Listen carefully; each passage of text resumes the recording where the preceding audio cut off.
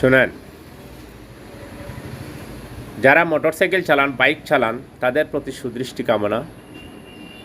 আপনারা যখন মোটরসাইকেল চালাবেন, একটু সতর্কতার সাথে মোটরসাইকেল চালাবেন। পিছনে যদি কোনো মহিলা তুলেন, তাহলে যাতে করে তার